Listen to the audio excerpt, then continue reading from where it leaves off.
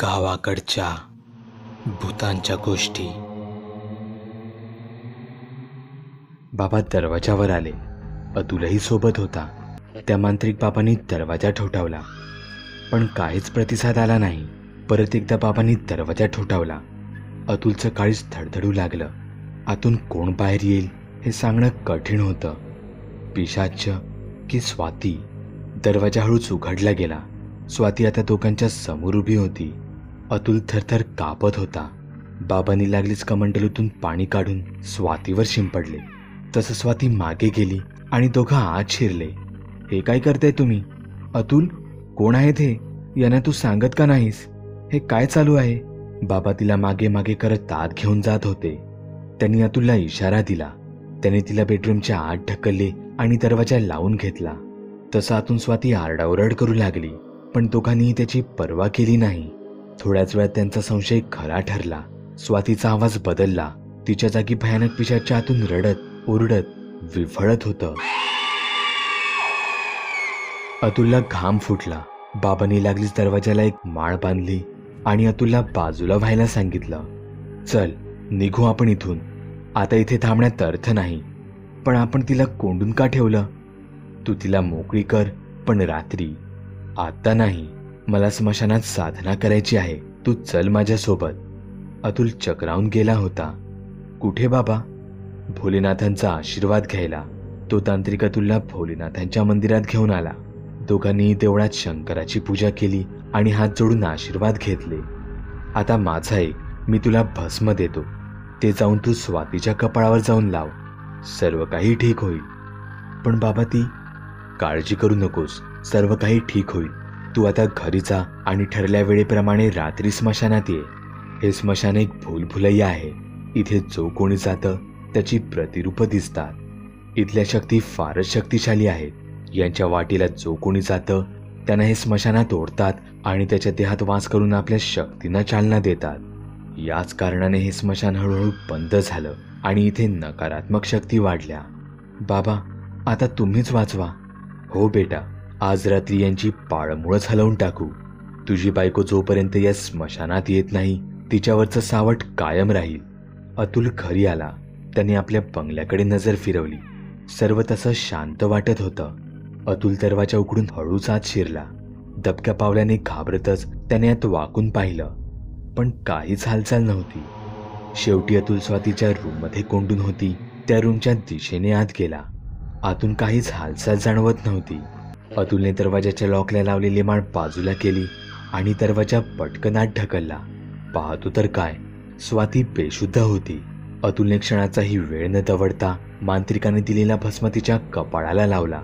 तसं तिचं शरीर हादरलं आणि एखादा धक्का लागल्यासारखं काहीतरी स्वातीच्या देहातून बाहेर पडलं. अतुल बाजूला झाला. अतुलने स्वातीला उचलून बेडवर झोपवलं. तिच्या तोंडावर परत पाणी शिंपडलं. स्वाती हळूहळू शुद्धीवर आली. थोडा वेळ गेला.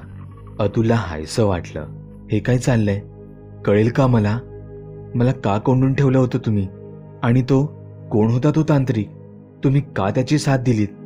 बोला ना. स्वातीच्या रागाचा पारा चढत होता. सांगतो, सर्व काही सांगतो. अतुलने स्वातीच्या गालावर हात लावून तो तिला समजवायला लागला. तसं स्वाती शांत झाली. पण का केलं तसं?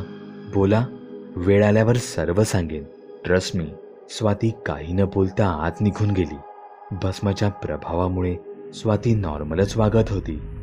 धोका टळला होता, पण अतुल सावध होता. ते पिशाच्च अजूनही त्यांच्या बंगल्यातच होतं. दोघांचं मनोमिलन झाल्यावर चांगला संवाद होऊन दिवसही छान गेला. पण जसजशी रात्र होऊ लागली तशी अतुलची चिंता वाढू लागली. अतुलला मांत्रिकाला स्मशानात भेटायचं होतं. वेळ जवळ येत होती. अतुल घड्याळाकडे पाहत वेळ घालवत होता. त्याला झोप लागत नव्हती. बाजूला स्वाती निवांत झोपली होती. रात्रीचे 12:30 वाजले. अतुल सावध झाला. आता निघायला हवं. स्वाती बाजूला झोपल्याची खात्री करत तो बंगल्याबाहेर निघाला. बाहेर जाण्यासाठी बंगल्याचे दार उघडणार तोच स्वाती बाहेर उभी होती. अतुल घाबरला. स्वाती तर रूममध्ये होती. कोण आहेस तू? स्वातीचं प्रतिरूप तिथून हलत नव्हतं. अतुलचा रस्ता त्या पिशाच्या शक्तीने रोखला होता. अतुलने लागलीच गळ्यातील सिद्ध केलेला तावीज काढला आणि त्या पिशाच्याच्या समोर धरला. हो बाजूला, माझा रस्ता सोड, असं बोलत तो स्वातीच्या प्रतिरूपावर धावून गेला. तसं ते अचानक गायब झाला. अतुल आता धावत स्मशानाच्या दिशेने निघाला. तिथे स्मशानात तो तांत्रिक झाडाखाली एक गोलाकार रिंगण बनवून मध्ये आग पेटवून मंत्रोच्चार करत होता. त्या झाडातील शक्तींना आवाहन करत होता. जवळच ती जागा होती जिथे अतुल सोबत प्रसंग घडला होता. मांत्रिक मंत्रोच्चार करून त्या रिंगणातून त्या पिशाच्याला आवाहन करू लागला. भस्म टाकत तर कधी पाणी शिंपडत तो मोठमोठ्याने ओरडत होता. तसे वातावरणात भय वाढत होते. हसण्या रडण्याचे किंकाळण्याचे आवाज स्मशानात घुमू लागले होते. पण मांत्रिक घाबरला नाही. तो मंत्रोच्चार करतच होता. कित्येक भूते, प्रेते, आत्मे त्याच्या समोर प्रकट होऊन जात होती. पण मांत्रिक कोण्या वेगळ्याचीच वाट पाहत होता. तो शेवटी मांत्रिकासमोर प्रकट झाला. अचानकच जमिनीतून धूर निघून आग लागली आणि एक विस्फोट होऊन एक काळी स्त्रीची मूर्ती जमिनीतून हळूहळू वर येऊ लागली.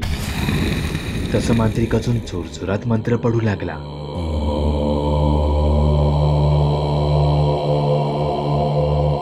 कोल्हेकुई होऊ लागली. एकच जल्लोष होत होता. याच मूर्तीतील शक्तीने अतुलचा हात रोखला होता. याच शक्तीने स्वातीला बांधून ठेवलं होतं. बाबांनी ते ओळखलं. आता ही अमानवी नकारात्मक शक्ती संपवायची याचा विचार मांत्रिक करू लागला. अर्धी अधिक ती काळी मूर्ती जमिनीच्या बाहेर आली होती. बस ती मिळवायची आणि तिला नष्ट करून अतुलच्या जीवनाचे सावट दूर करायचं हे बाबांनी मनोमन ठरवलं. बाबा ती मूर्ती आगीच्या प्रकाशात न्याहाळत होते. खूपच भयानक आणि विचित्र होती ती. त्या काळ्या मूर्तीचे डोळे लाल होते. ती एका घोरी शक्तीची मालक होती. बाबा ती मूर्ती मिळवण्यासाठी सज्ज झाले. हातात कमंडलू घेऊन ते त्या मूर्तीवर मंत्रोच्चार करून पाणी शिंपडू लागले. तसं त्या मूर्तीतून धूर येऊ लागला. बाबा ती खेळण्यासाठी वाकलेच होते. बाबा, बाबा मला वाचवा. मांत्रिक ती मूर्ती सोडून अतुलकडे पाहू लागला. बाळा, तू इथे? काय झालं तुला? लांबूनच मांत्रिक अतुलला हाका मारत होता. पण एवढ्यात अतुल खाली पडला. बाबा तसे धावतच त्याला वाचवायला रिंगणाच्या घेऱ्यातून बाहेर पडले आणि अतुलला जमिनीवरून उठवायला हात देऊ लागले. तसं अतुलचे डोळे पांढरे पडले आणि तो जोरजोरात हसू लागला.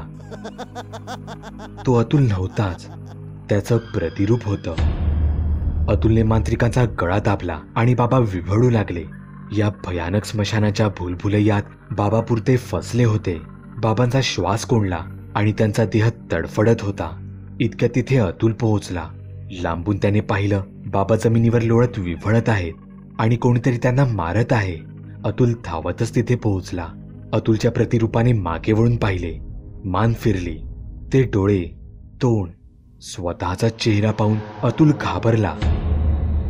पण त्याने तो तावीज घेतला होता तसा तो पुढे सरकला आणि ते पिशाच गायब झालं. जोरजोरात हसण्याचे आवाज घुमू लागले. अतुल बाबांकडे वळला आणि त्याने बाबांचं डोकं आपल्या मांडीवर घेतलं. त्याचे शेवटचे श्वास चालू होते. ते बोलण्याच्या परिस्थितीत नव्हते. त्यांनी लागलीच त्यांच्या हाताने मूर्तीच्या दिशेने हात केला. तसं अतुलने त्या दिशेने पाहिलं आणि इकडे बाबांनी प्राण सोडला. बाबा! अतुलच्या किंकाळीने स्मशान गुंजलं. अतुलने बाबांचा देह तिथेच ठेवला आणि तो त्या मूर्तीच्या दिशेने वळला. बाजूलाच बाबांचे रिंगण होते. मध्ये आग धगधगत होती.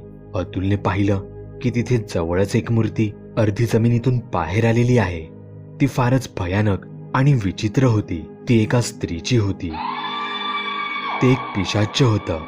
अतुलने त्या मूर्तीला बाहेर काढण्यासाठी हात घातला तसं त्याला जोरात कोणीतरी ढकललं. तो मागे जाऊन पडला.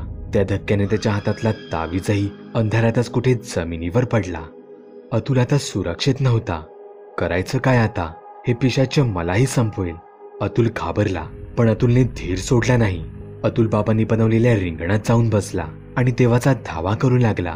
महादेवा, वाचव भोलेनाथा, वाचव. हेच काय कमी होतं तर दुरून स्वाती त्याच्या दिशेने चालत येत होती. हळूहळू पाय टाकत तिचं ते रूप बघून अतुल पुरता गळून गेला. आता मरण पक्क. त्याने तर आशा सोडून दिली. स्वाती परत तशीच आली. केस मोकळे सोडून, मान खाली घालून ती चालत येत होती. अतुल देवाचं नाव मोठमोठ्याने घेत रिंगणातच बसला होता. आता स्वाती त्या रिंगणाजवळ पोहोचली. तिने त्या मूर्तीसमोर गुडघे टेकले आणि मान टेकवून चित्रविचित्र आवाज काढू लागली. अतुलचा गळाच चुकला. अतुल स्वातीला आवाज देण्याचा प्रयत्न करत होता, पण तोंडातून एक शब्दच फुटत नव्हता. तिने मध्येच मान वर केली आणि अतुलकडे पाहून ओरडू लागली. अतुलने भीतीने रिंगण सोडलं आणि तो बाहेर पडला.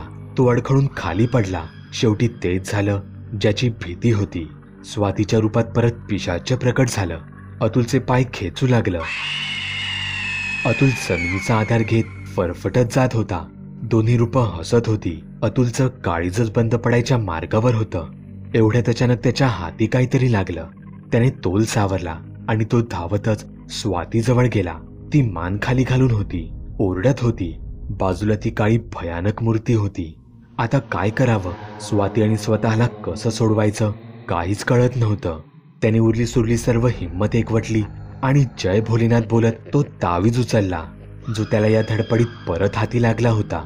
त्याने तो त्या मूर्तीला गुंडाळला. बस, ती मूर्ती हलू लागली, उड्या मारू लागली आणि बघता बघता तिने पेट घेतला. तिथे स्वातीचं प्रतिरूप पण आपल्या मूळ रूपात प्रकट झालं. ते फारच भयानक होतं. ती भव्य धिप्पाड होती. उंच, लाल निखाऱ्यासारखे डोळे, विद्रूप चेहरा, एखाद्या जनावरासारखी हिंसक काया त्याच्या समोर प्रकट झाली. ती अतुल आणि स्वातीच्या दिशेने धावत येत होती. अतुल ओम नमः शिवायचा जप करू लागला. तिथे ती मूर्ती जळून त्यातून विस्फोट झाला. तसं ती धावत येणारी पिशाच्य रूपी दानवी काया हवेत विरून गेली. क्षणभर तर अतुलचा श्वासच थांबला होता. इकडे स्वातीचेही संमोहन तुटले आणि ती नॉर्मल झाली. अतुलने क्षणाचाही विलंब न लावता तिला घेऊन तिथून पळायचे ठरवले. चल उठ स्वाती, पळ इथून. स्वातीला घेऊन अतुल त्या मायावी स्मशानातून धावत सुटला. धावता धावता शेवटचं त्याने मागे वळून पाहिलं आणि मागचं दृश्य पाहून त्याच्या काळजाचा ठोकाच चुकला. क्षणभर त्याने डोळे बंद केले. हे देवा, असं बोलत तो परत धावू लागला. त्याने पाहिलं, मागे स्मशानात मांत्रिक, तो स्वतः आणि स्वाती असे तिघे उभे होते. त्या गूढ स्मशानात एक नव्हे तर अशा असंख्य शक्ती, भूत, प्रेत, पिशाच्य आणि नकारात्मक ऊर्जा वास करत होत्या. ते स्मशान नाही तर एक भूलभुलैयाच होतं. तिथल्या कहाण्या खूप प्रसिद्ध होत्या. ते स्मशान म्हणजे साक्षात त्या पिशाच्याचं माहेरघर होतं. अतुल स्वातीसोबत सुखरूप घरी पोहोचला. या दरम्यान बाबांनी त्याच्या शक्तीने सिद्ध असा ताईत स्वतःच्या जीवाची पर्वा न करता अतुलसाठी काढून दिला होता. यामुळेच त्याचे आणि स्वातीचे प्राण वाचले होते. बाबांचे बलिदान व्यर्थ गेले नाही. अतुलने लवकरच तो बंगला विकला आणि तो दुसऱ्या शहरात आपल्या पत्नीसह स्थायिक झाला. एके दिवशी रोजच्या प्रमाणे अतुल ऑफिसवरून घरी आला. त्याने घराची बेल वाजवली. स्वातीने दरवाजा उघडला. दरवाजात स्वाती उभी होती. केसाने चेहरा झाकला होता, मान खाली होती. पण यावेळी अतुल घाबरला नाही. अतुलने आपल्या हाताने तिच्या चेहऱ्यावरचे केस बाजूला केले. स्वाती गोड हसत होती. अतुलही हसायला लागला. अतुलने स्वातीला मिठी मारली.